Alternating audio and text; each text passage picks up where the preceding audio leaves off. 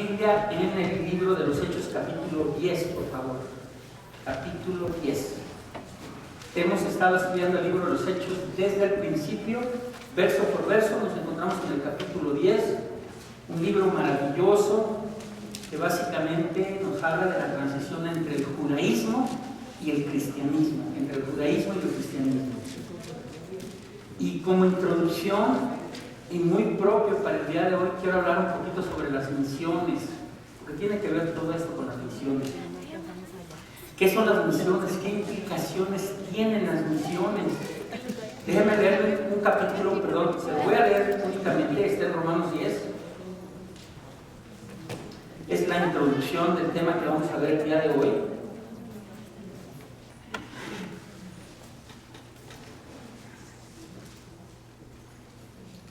Dice Romanos 10:14, léanlo en la pantalla, no lo busques, quedes en Hechos 10. Dice: ¿cómo pues invocarán en el cual no han creído? Piensa en la gente que no ha creído todavía en el Señor, porque no han oído. ¿Cómo pues invocarán? O sea, dice la Biblia que invoquemos el nombre de Jesús, que le reconozcamos y le digamos: Señor, tú eres el Rey, tú eres, entra en mi vida. ¿Cómo podemos hacer eso si no hemos creído?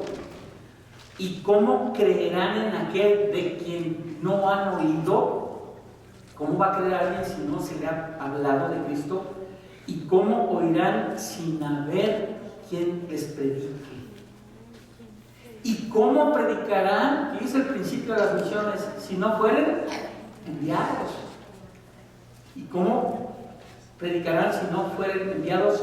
Como está escrito, cuán hermosos son los pies de los que anuncian la paz, de los que anuncian buenas nuevas. Hermano, estamos floreciendo, como usted está viendo.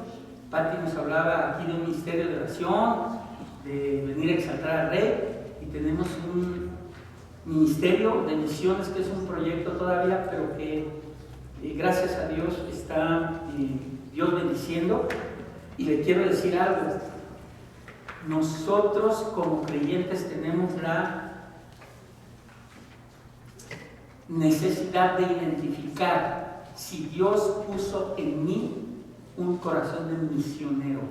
Se necesita tener el corazón de misionero, ¿eh? No todos lo tenemos.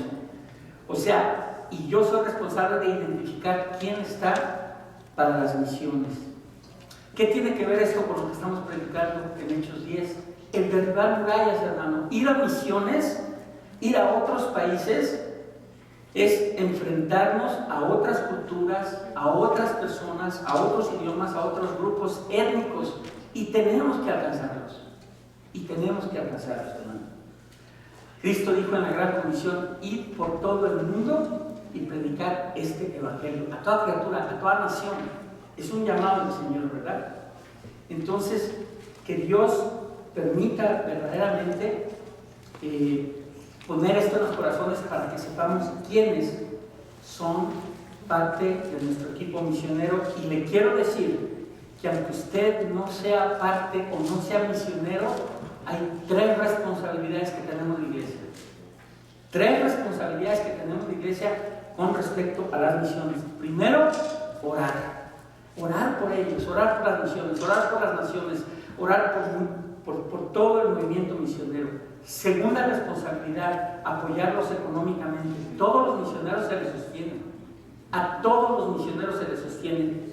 Esta iglesia que usted ve aquí, Bethany, tiene 59 años de que Dios, a través de 2 varones, 2 pastores, comenzaron esta iglesia, Bethany Evangelical Free Church.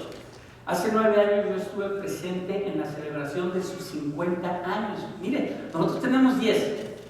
Aquí 50 años. 50 porque vean, o así, ¿verdad? 50. Fue precioso ver, lo voy a decir con mucho respeto, a los viejitos que todavía son de los fundadores, pasar aquí caminando así despacito, y pues obviamente todos les dimos un aplauso.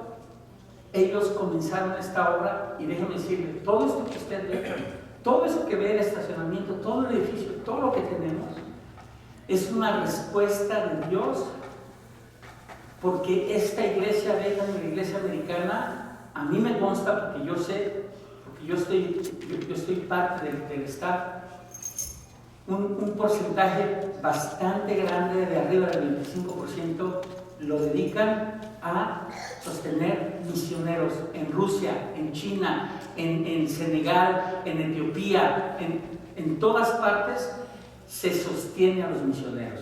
Y ese nada más que una misión tan grande. Y una iglesia que no es misionera, aunque se oiga fuerte, no es iglesia. Tenemos la responsabilidad primero de orar, pray for them. Segundo, de sostener, contribuir económicamente. Y tercero, de ir, si Dios nos pone en el corazón, que dejemos nuestra zona de confort y vamos a las misiones. No sé cuántos de ustedes saben que por primera vez, hace poquito, enviamos a un grupo de aquí, de parte de nuestra iglesia, junto con otros hermanos, a Tonachi, a la Sierra Tarahumara, y les llevaron cobijas y juguetes, el evangelio, material. Yo estoy tratando de discipular a ese pastor para que pues tenga más recursos, ¿verdad? Entonces, esto en relación a las misiones, ¿verdad? Ahora sí vamos a Hechos 10, un resumen. El Espíritu Santo prepara a Cornelio, le da una visión. El Espíritu Santo a la misma vez prepara a Pedro y recibe una visión Pedro donde ve un lienzo bajar del cielo con animales de todos tipos, aves, cuadrúpedos, puros e impuros, inmundos y limpios, y Dios le dice: mata y come. Y Pedro, como un judío ortodoxo que todavía no entiende que Dios alcanza a los gentiles, le dice: no, Señor, no, nunca he comido nada inmundo. Y Dios usa esta analogía para que él comprenda que los gentiles no son inmundos y que tienen el mismo valor delante de Dios.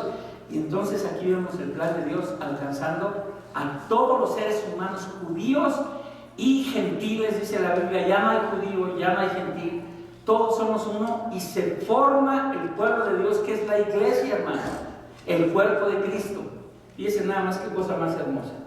Así es que, teniendo esto en mente, vamos a leer a partir del verso 23, y traigo dos porciones el día de hoy. Vamos a leer la primera porción del 23 al 33 y a explicarla como lo hemos estado haciendo cada semana. Dice así la palabra de Dios: entonces, haciéndoles entrar, Pedro los hospedó a los que envió Cornelio, y al día siguiente, levantándose, se fue con ellos, y le acompañaron algunos de los hermanos de Jope. Al otro día entraron en Cesarea, y Cornelio los estaba esperando, habiendo convocado a sus parientes y amigos más íntimos. Cuando Pedro entró, salió Cornelio a recibirle, y postrándole a sus pies, adoró a Pedro. Mas Pedro le levantó diciendo: levántate, pues yo mismo también soy hombre. Y hablando con él, entró y halló a muchos que se habían reunido, y les dijo: vosotros sabéis cuán abominable es para un varón judío juntarse o acercarse a un extranjero o gentil, pero a mí me ha mostrado Dios que a ningún hombre llame inmundo, por lo cual, al ser llamado, vine sin replicar. Así que pregunto: ¿por qué causa me habéis hecho venir? Está preguntando Pedro a Cornelio. Entonces Cornelio dijo: hace 4 días, y le cuenta la historia, que a esta hora yo estaba en ayunas, y a la hora 9, mientras oraba en mi casa, vi que se puso delante de mí un varón con vestido resplandeciente, el ángel, y dijo: Cornelio, tu oración ha sido oída, y tus limosnas, tus ofrendas han sido recordadas delante de Dios. Envía pues a Jope y haz venir a Simón, el que tiene por sobrenombre Pedro, el cual mora en casa de Simón, un curtidor junto al mar. Cuando llegue, él te hablará. Así que luego envié por ti, y tú has hecho bien en venir. Ahora pues, todos nosotros estamos aquí en la presencia de Dios para oír todo lo que Dios te ha mandado, todo lo que estaba hablando, Pati. Orar, ayunar, para oír todo lo lo que nos ha enviado el Señor, ¿verdad? Hermanos, a partir de aquí hay un plan nuevo completamente de Dios, un sistema nuevo para los judíos, donde comienza a tratar con un pueblo diferente para formar finalmente la iglesia. Comencemos del verso 24. Dice aquí: al otro día entraron en Cesarea y Cornelio los estaba esperando.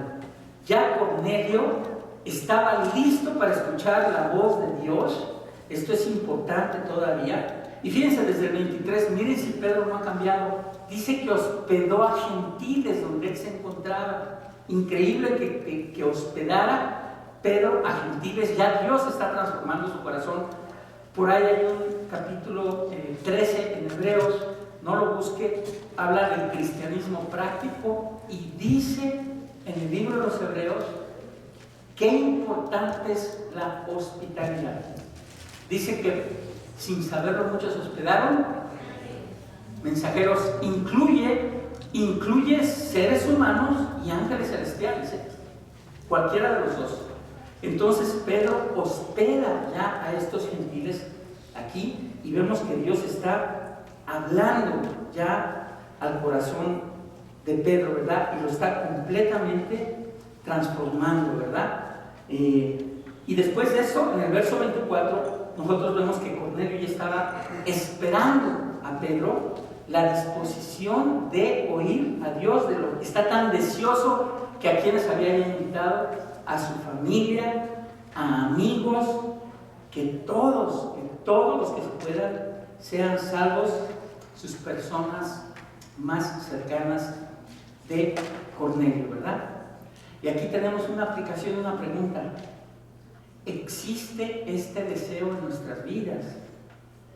¿Existe este deseo en nuestras vidas de hacer partícipe a mi familia, de orar por mi familia, de invitar a mi familia a escuchar el Evangelio, de darles material, de estar orando por ellos, de ser alcanzados? Porque llega un momento en que nosotros nomás nos sentimos orgullosos de nuestro cristianismo, de ser salvos y nuestra familia. Y aquí vemos el ejemplo de Cornelio, a todos que llegó, a todos absolutamente, dice, convocando a sus parientes y amigos más íntimos, ¿verdad? Ahora, el verso 25 viene algo tremendo.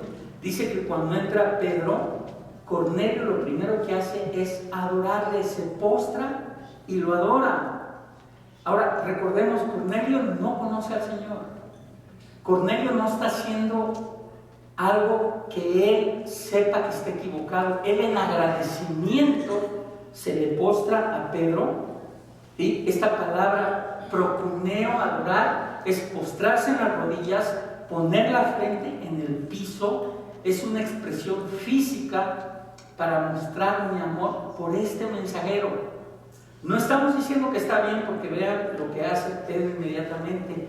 La reacción de Pedro es: levántate, soy hombre como tú. En toda la Biblia, hermano, en toda la Biblia vemos a todos los hombres, a los ángeles, abajo estamos hablando de ángeles, querubines, arcángeles, serafines y ángeles normales, no reciben adoración. Nadie, solo es Jesús quien recibe adoración. Ojo con lo que le voy a decir, ojo con lo que le voy a decir. Si Pedro fue el primer papa, como se clama en la religión popular, este era el momento para decir: recibo la adoración, pues yo soy la cabeza de... No, Pedro le dice en ese momento: levántate porque soy hombre como tú. No fue el primer papa Pedro, absolutamente, ¿verdad? Qué increíble y qué revelación nos da aquí la Biblia. El único digno de recibir la fama, la alabanza, el reconocimiento, el único se llama Jesucristo. No hay otro, hermano. No hay otro, absolutamente nada. Y aquí me tengo que detener porque vemos en estos tiempos seres humanos. Hay una enfermedad llamada apostolitis, así la dice mi querido hermano Luis, apostolitis. O sea, la gente queriendo ser apóstoles, nombrándose apóstoles y apóstolas. Imagínense la apóstola Sandra Méndez.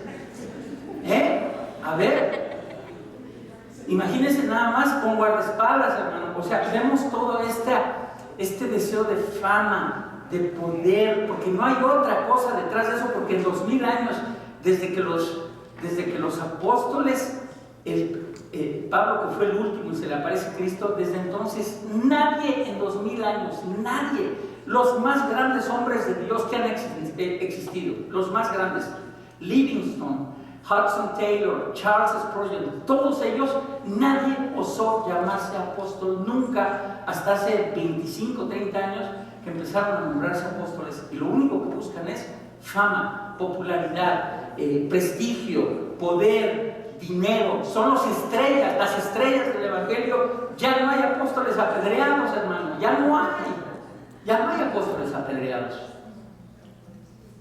Entonces, abran muy bien los ojos con esta gente, ya sea que los oiga, que los vea por televisión. Ahí usted tiene la Biblia para identificar, ¿verdad? Bueno, verso 27. Perdón, pero es que me indigna el comportamiento de algunas personas. Sí, verso 27 dice, lo levanta Pedro y dice, hablando con él entró y halló a muchos que se habían reunido, y le dice el verso 28, vosotros sabéis cuán abominable es para un varón judío juntarse o acercarse a un extranjero, pero a mí me ha mostrado Dios que a ningún hombre llame común o inmundo. Aquí Pedro comienza a humillarse y les reconoce y dice, qué difícil era para mí juntarme con uno de ustedes, y Dios está rompiendo esta barrera étnica, ¿sí? Porque los judíos seguían en la ley y aparentemente la ley decía que no se mezclaran con otras razas. Hubo un propósito de Dios para eso, ¿verdad? Entonces, en ese tiempo Dios les prohibió mezclarse con otras razas para no contaminarse, para que no los llenaran de sus ídolos que tenían. Pero aquí Pedro ya está siendo transformado y obedeciendo a Dios y agradando al Señor. Y le quiero decir que Pedro, se lo digo, sigue aún en el transcurso de su vida siendo inestable, siendo rebelde, siendo fuerte. Por ahí en Gálatas Pablo lo tiene que regañar. Pablo lo tiene que regañar y llamarle la atención. Otra vez, si hubiera sido el primer papa, ¿por qué Pablo lo pone en su lugar, verdad? Porque se andaba escondiendo Pedrito. Pero bueno, ya vemos cómo está Dios obrando en el corazón de Pedro, ¿verdad? Ya lo está cambiando. Y hasta aquí le quiero decir algo, Pedro no sabe lo que va a suceder. Él recibe una visión, llega el hombre y le dice, vete, Cornelio nos mandó por ti, y llega y dice, ¿de qué se trata? O sea, él todavía no sabe qué va a suceder. Todavía hasta aquí no sabe qué va a suceder, pero ¿sabe qué está haciendo Pedro? Está confiando en Dios y dependiendo de Dios. Nada más, él está en obediencia, agradando al Señor. Y aquí volvemos a una pregunta de aplicación para nosotros, ¿verdad? ¿Estamos realmente dependiendo de Dios? Mire, uno de nuestros valores es una rodilla doblada, que indica no solo la oración, pero la dependencia de Dios. El que yo dependa realmente del Señor. Y esto es importantísimo, hermano. ¿Quién es el dueño de tu vida? ¿Quién está sentado en el trono de tu vida? ¿Tú, yo o el Señor? Y ahí cada uno tiene que hacer este análisis, ¿verdad? Entonces, qué importante que dependamos de Él. Qué importante que dependamos de Él. Ahora vea, en el verso 29 dice Pedro que vino sin replicar, pero que preguntó, ¿por qué causa me has hecho venir? Para que vean que todavía Pedro no sabía lo que venía, ¿verdad? ¿Por qué causa me has hecho venir? Y entonces vamos a la respuesta que ya la hemos visto, pero se repite aquí, de los versos 30 y 33, y dice Cornelio, hace 4 días, que a esta hora yo estaba en ayunas, y a la hora novena, que son las 3 de la tarde, cuando el Señor fue crucificado igual, mientras oraba en mi casa, vi que se puso delante de mí un varón con vestido resplandeciente, el ángel que baja, y dijo, Cornelio, tu oración ha sido oída, y tus ofrendas han sido recordadas delante de Dios. Envía pues a Jope y haz venir a Simón, el que tiene por sobrenombre Pedro, el cual mora en casa de Simón, un curtidor junto al mar. Cuando llegue, él te hablará Así que luego le dice Cornelio a Pedro: envié por ti y tú has hecho bien en venir. Ahora pues, aquí concluye la historia. Todos nosotros estamos aquí en la presencia de Dios para oír todo, no lo que tú nos vas a decir, lo que Dios te ha mandado. Estamos aquí para oír lo que Dios te ha mandado decir. Esta es la reacción. Alabado sea su nombre. Esta es la reacción. O sea, hay una actitud de parte de los oyentes, todos ahí reunidos, ya mi familia de Cornelio, los amigos más íntimos, esperando que llegue Pedro para ver qué Dios tiene para ellos, ¿verdad? Una actitud maravillosa. O sea, dice en las parábolas que hay un sistema de Dios. Cuando hay oración, se prepara el corazón de una persona y la compara a un terreno fértil, llega la semilla, que es la palabra de Dios, y hace su fruto. Estos, familia de Cornelio, estaba totalmente preparada a la tierra, tenían su corazón abierto para recibir esa palabra del Señor, y se convierte y alcanzan la salvación a través de la palabra de Dios, ¿verdad? Entonces, vemos esta actitud maravillosa de parte de los oyentes en esta primera porción, ¿sí? Que nadie es inmundo por su raza étnica, nadie, que nos quede claro, hermano, porque tendemos a ver inferiores o a negritos o a morenitos o a prietitos o a gente que no tiene la clase social que yo tengo o lo que tú quieras, tendemos a verlo, y no debe ser así, porque todos tenemos el mismo valor delante de Dios, ¿verdad? Y por último, en esta primera porción, nuestro deber es comunicar el Evangelio. Comunicar el Evangelio. Vamos a la segunda parte, versos 34 al 48.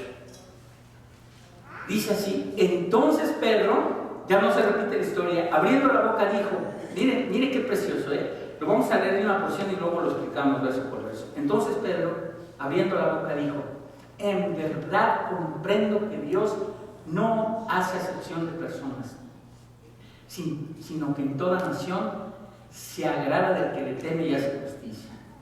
Dios envió mensaje a los hijos de Israel anunciando el Evangelio de la paz por medio de Jesucristo.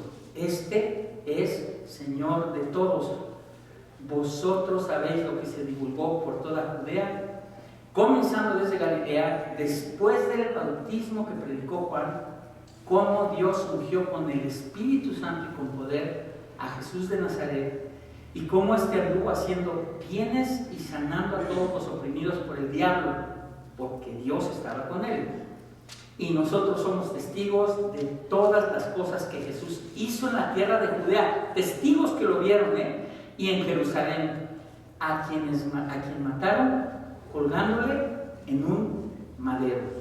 A este levantó Dios al tercer día e hizo que se manifestase, no a todo el pueblo, sino a los testigos que Dios había ordenado de antemano, a nosotros que comimos y bebimos con él después que resucitó de los muertos. Y nos mandó que predicásemos al pueblo y testificásemos que él es el que Dios ha puesto por juez de vivos y muertos. De este Jesús dan testimonio todos los profetas, que todos los que en él creyeren recibirán perdón de pecados por su nombre. Mientras aún hablaba, mira qué interrupción del Espíritu Santo, mientras aún hablaba Pedro estas palabras, el Espíritu Santo cayó sobre todos los que oían el discurso, y los fieles de la circuncisión que habían venido con Pedro, los judíos que vinieron con él, se quedaron atónitos de que también sobre los gentiles se derramase el don del Espíritu Santo, porque los oían que hablaban en lenguas y que magnificaban a Dios. Entonces respondió Pedro: y les digo a ustedes esta mañana, ¿puede acaso alguno impedir el agua para que no sean bautizados? Si alguien no se ha bautizado y recibes al Señor esta mañana y me dices, me quiero bautizar, me quito la ropa otra vez, te abrimos eso y nos bautizamos aquí otra vez. Estos que han recibido el Espíritu Santo también como nosotros. Y mandó bautizarles en el nombre del Señor Jesús. Entonces le rogaron que se quedase por algunos días. Vemos a Pedro ya predicando esa comisión que tiene todo creyente de compartir el Evangelio de Cristo Jesús. Y Pedro presenta un poquito diferente a Pentecostés, a Hechos 2, en donde los condena. Aquí presenta el Evangelio de una manera muy sencilla a este gentil centurión romano Cornelio, ¿verdad? Entonces vemos aquí que Dios comienza a cumplir su propósito de alcanzar a toda la raza humana. Dice la Biblia que Dios no quiere que nadie perezca, sino que todos procedan al arrepentimiento, absolutamente todas las personas. Y mire lo que dice el verso 34. Pedro abriendo su boca, esta expresión abriendo su boca, había que escuchar cuando se oye esta palabra en la Biblia. Abriendo su boca es, pon atención a lo que viene. Pedro, abriendo su boca, comienza él a compartir la palabra de Dios, ¿verdad? Y comienza él a humillarse y dice: comprendo ya que Dios no hace ninguna acepción de personas. Este término, hermanos, acepción de personas, tiene que ver con discriminación racial. Mire, quiero que por algún momento piensen lo que estamos viviendo en esta nación. Yo se los he dicho a muchos de ustedes, yo predico la palabra de Dios y por alguna razón hay relación con lo que se está viviendo siempre. Siempre que hemos predicado un libro, Filipenses, Gálatas, Daniel, siempre hay relación. Y piensen lo que está pasando ahorita en esta discriminación. Hoy en la mañana oía increíble, 1910 personas capturadas, enredadas en los últimos 3 días. Y aquí tuvimos una reunión no sé si fue miércoles, con la directora nacional de iglesias evangélicas para la protección del inmigrante, hablando, aquí no estamos para hablar mal de ningún gobernante, pero hablando de cómo podemos ayudar y proteger a los inmigrantes, especialmente a los indocumentados, porque hay temor, hermano. Esta cifra que hoy oí en la mañana, 1910 personas, corresponde a 3 o 4 meses de los normales. 3 días, 1910 personas detenidas. Fíjense, otro motivo, ayer le dije a Pati cuando comenzó la oración de ayuno, no se olvide de orar por este asunto de inmigración. Sabemos que Dios está en control y ya veremos cómo resulta, cómo protege, cómo hacemos. Porque mire, y no quiero entrar en debate, pero desde el Antiguo Testamento Dios le dice a los israelitas: al extranjero lo tratarás con dignidad, le darás de comer, lo cuidarás, lo recibirás en tu tierra, porque tú fuiste extranjero en la tierra de Egipto. Y ese nada más, ese es el corazón de Dios. Entonces, seguimos orando por ese motivo, ¿verdad? Y vemos cómo aquí dice: no hace Dios acepción de ninguna persona, que tiene que ver con discriminación racial, color, raza o etnia. Hermano, hay un pasaje en Apocalipsis en donde, para que eso se lleve a cabo, o sea, eso ya está escrito al futuro, pues, para que me entiendan. Usted y yo somos responsables de predicar el Evangelio, porque en Apocalipsis, creo que es 6:7 o 7:6, dice que en el cielo hay una gran multitud de toda etnia, de toda lengua, de toda tribu, de toda nación, alabando al Señor. De todas partes de la tierra, allá arriba. Y esto no es posible si nosotros no predicamos el Evangelio, ¿verdad? Y bueno, entendemos este orgullo que hay nacionalista. El otro día me dice un hermano: Dios es mexicano, hermano, cálmate, imagínate nada más. Y tiene botas y sombrero, espérate. O sea, y queremos que sea hondureño y americano, y Dios es Dios de todos. Pues muy querido el hermano, lo dijo muy honestamente: Dios es mexicano. Está bien, le digo, quédese con ese concepto. Entonces, Apocalipsis 7:9, de toda raza, de toda tribu. Verso 35, mire, que Dios se agrada de todo el que teme y hace justicia. Aquí tengo que aclarar algo. Esto no es universalismo. Universalismo es que hay gente que dice: a todo el que le tema a Dios y haga justicia, Dios no va a salvar.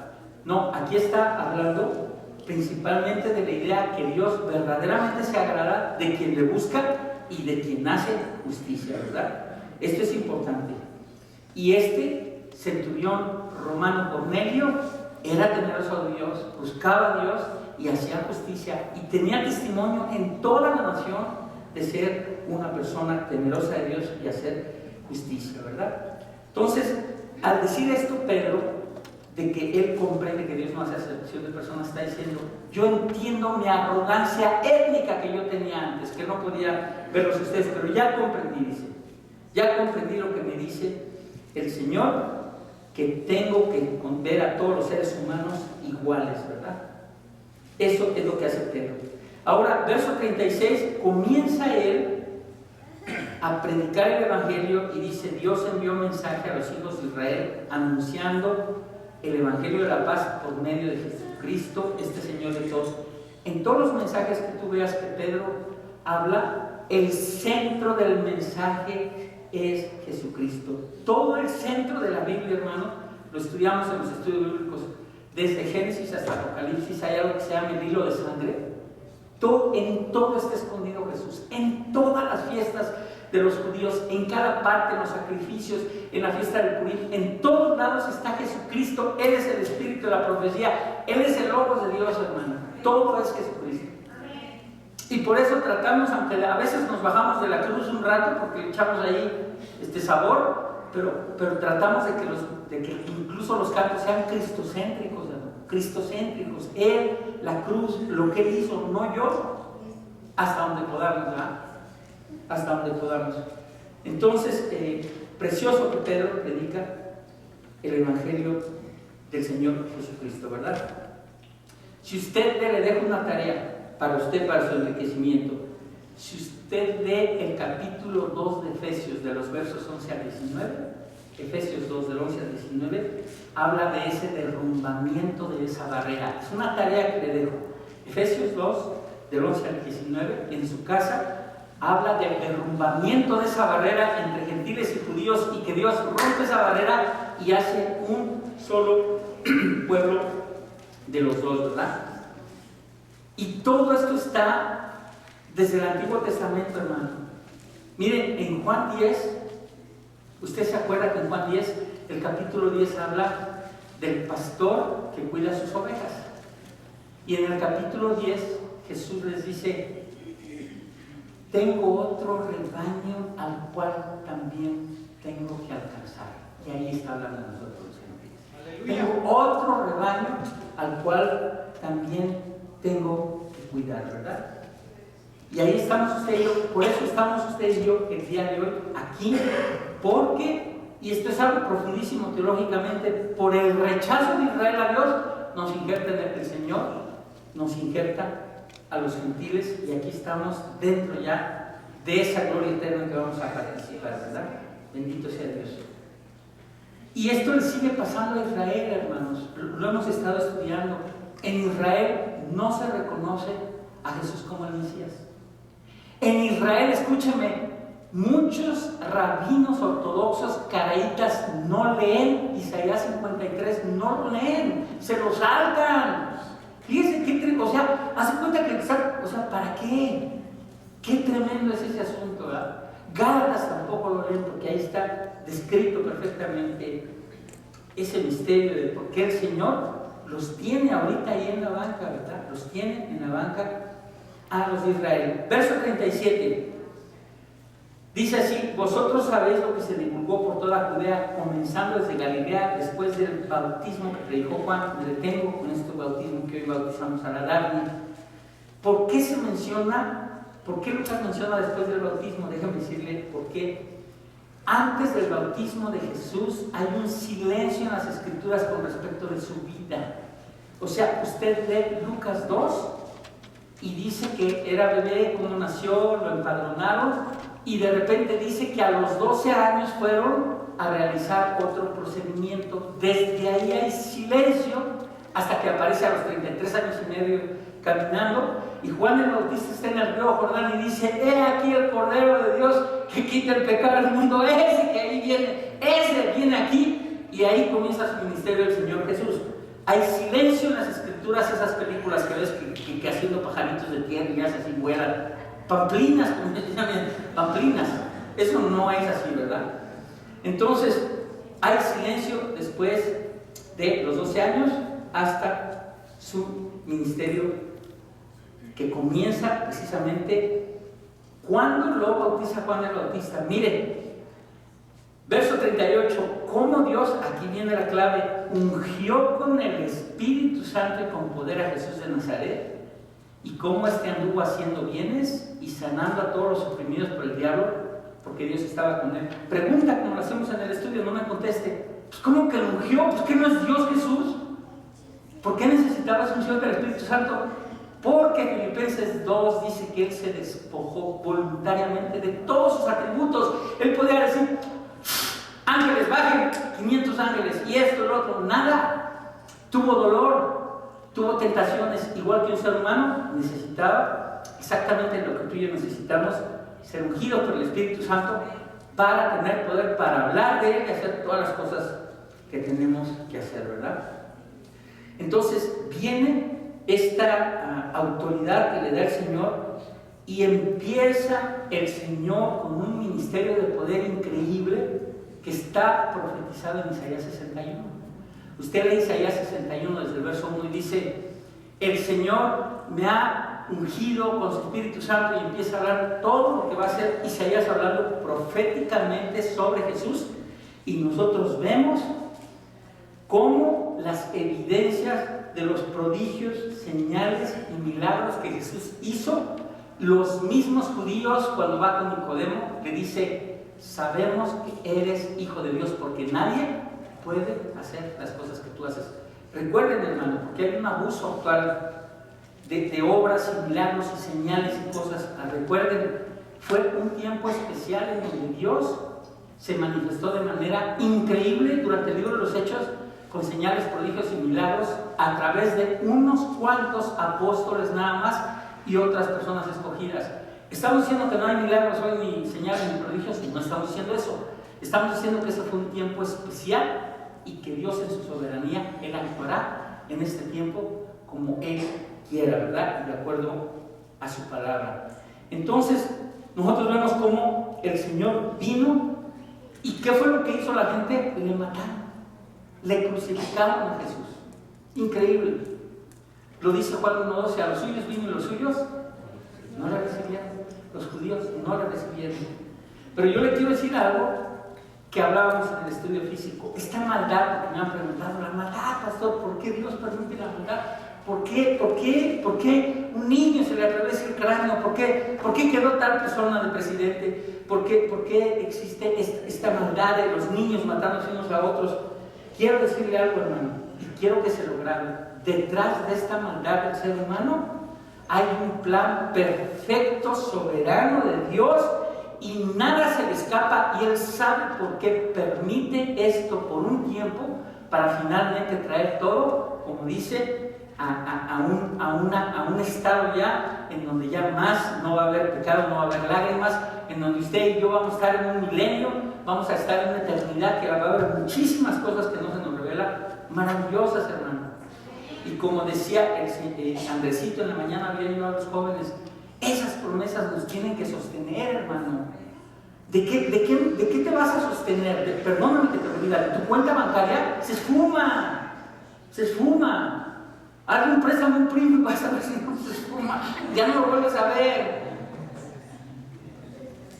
De tu físico y tu fuerza, ya no tengo mis pestañas. Y yo tenía pestañotas, ya no las tengo. Y no quiero, pero miren, le hago así, y cada vez me voy acercando más a la vejez, y le hago no. Y me trato de mantener fuerte y verme al espejo y digo: estás guapo, joven y fuerte, Señor.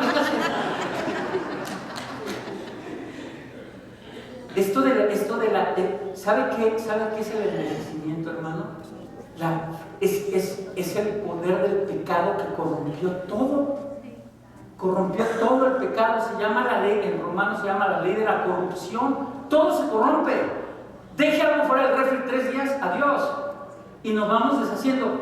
Pero le tengo grandes noticias. A mí me sostiene la palabra de Dios, porque dice 2 Corintios 4, 16 y 17, que mientras esto se va envejeciendo todavía estoy fuerte, mi ser interior va renovándose y estoy jefe yo en las promesas del Señor. Hermano, no hay nada de sostenerse porque verdaderamente vemos que vamos envejeciendo, aunque no queramos. Y le digo otro secreto: uno nunca se ve viejo, ve viejos a los otros. Nunca nos vemos viejos desde allá. Y cuando tengo 80, al de 90, me agarro el de 90. Ese está viejo. Increíble. Increíble. Si somos refilosos. Y otra cosa para los que se acercan, porque somos jovencitos aquí, pero qué tremendo es ver a un señor viejito, un ancianito feliz, agarrado a las promesas de Dios, con su esposa en la mano, dándose besos, no le importa de quién lo está viendo, ellos ahí están. Hermano, qué tremendo es ver a un viejito todo quejoso. Y no estamos diciendo que no entendamos el dolor humano, pero qué grandeza de llegar a la vejez sostenido con las promesas de la palabra. Aleluya. Se lo digo porque ahí viene, no le profetizo, ahí viene, todos. Pienso cuando tenía usted 20, ahorita ya tiene 39, fíjese. Y ahí vamos ya. Bueno, entonces, aquí vemos algo importantísimo, que después de estas cosas, dice, lo cuelgan en un madero, verso 39, que fueron testigos de ver cómo lo colgaron, colgándole en un madero. Pero aquí viene verso 40, a este levantó Dios al tercer día e hizo que se manifestase no a todo el pueblo, sino a los testigos que Dios había ordenado de antemano, a nosotros que comimos y bebimos con él después que resucitó de los muertos.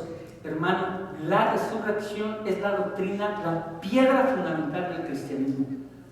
Ese es donde Cristo vence a la muerte, resucita, demuestra que es Hijo de Dios, y usted y yo tenemos promesas maravillosas.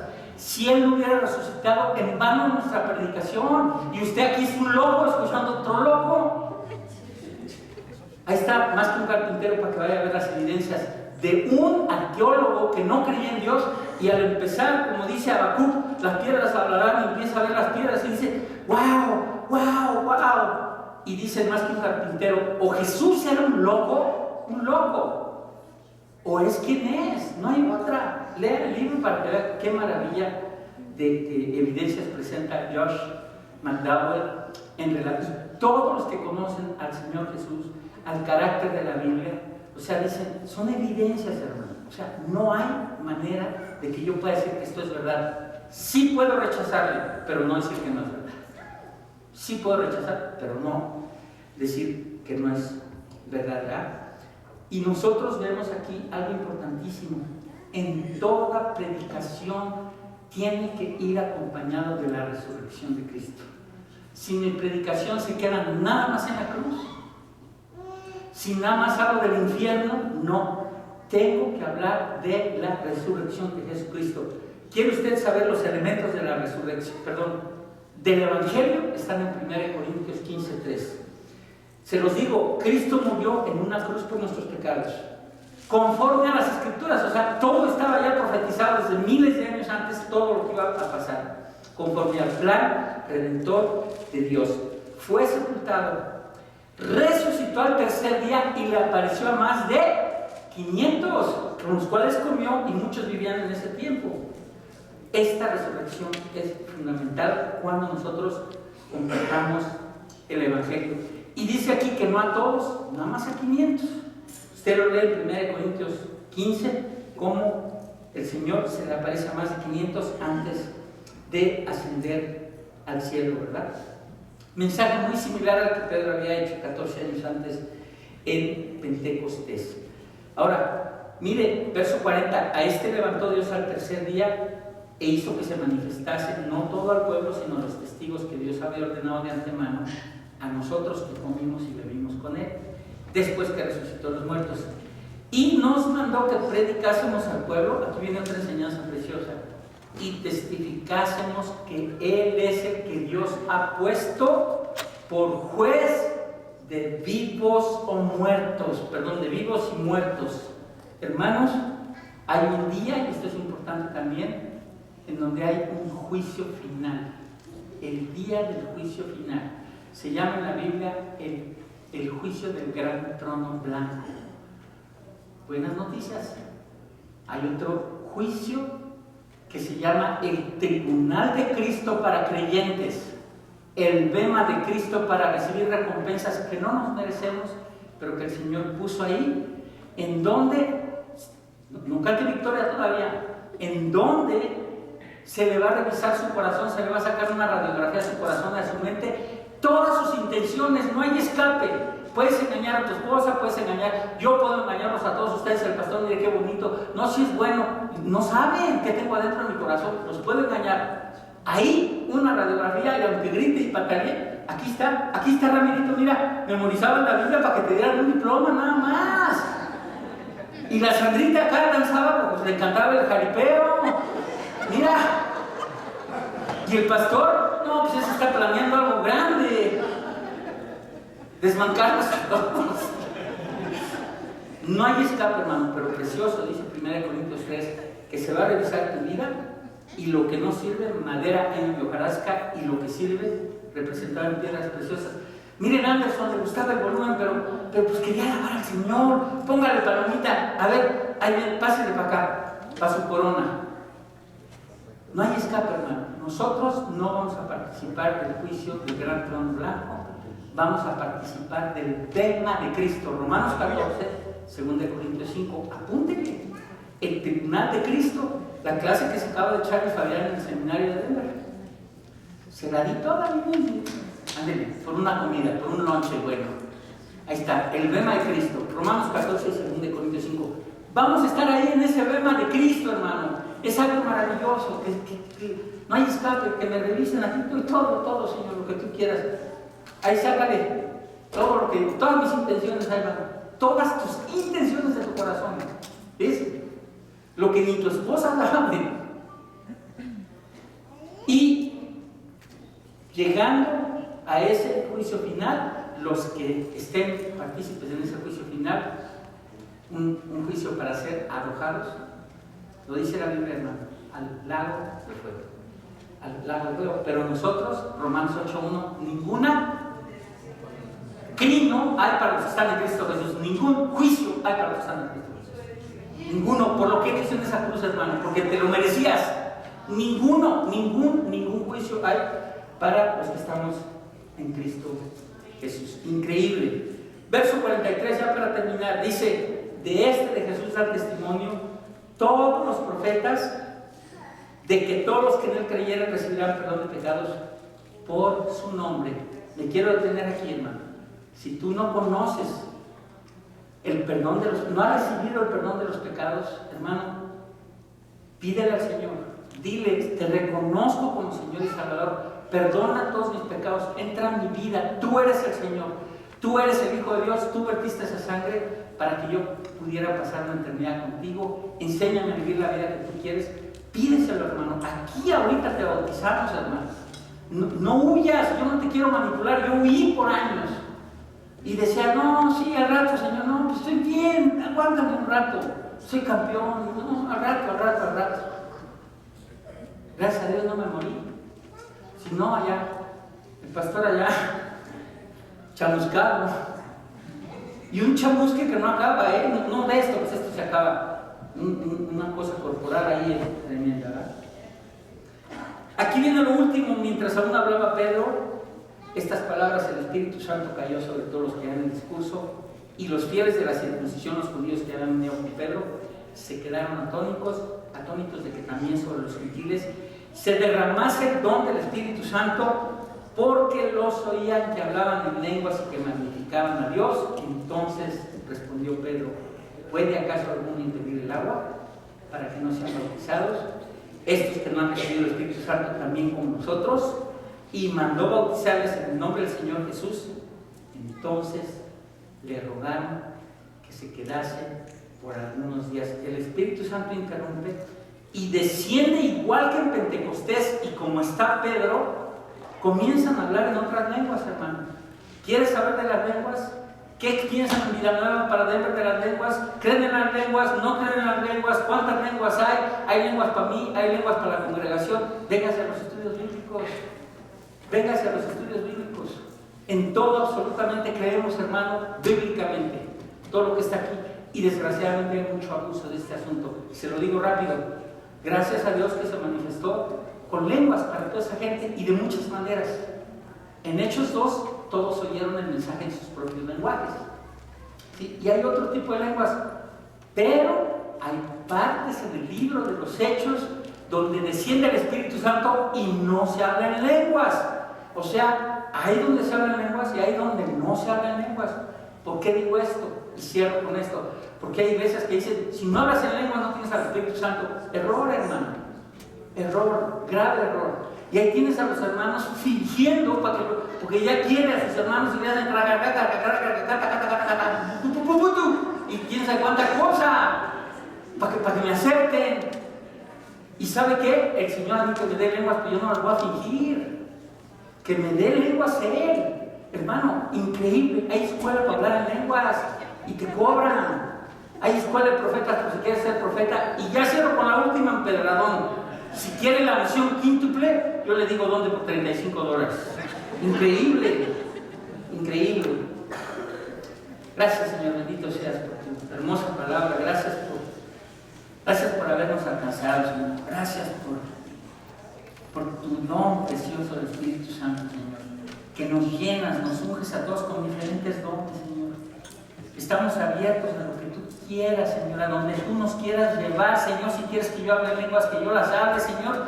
Lo que tú quieras hacer, Señor, dependemos de ti.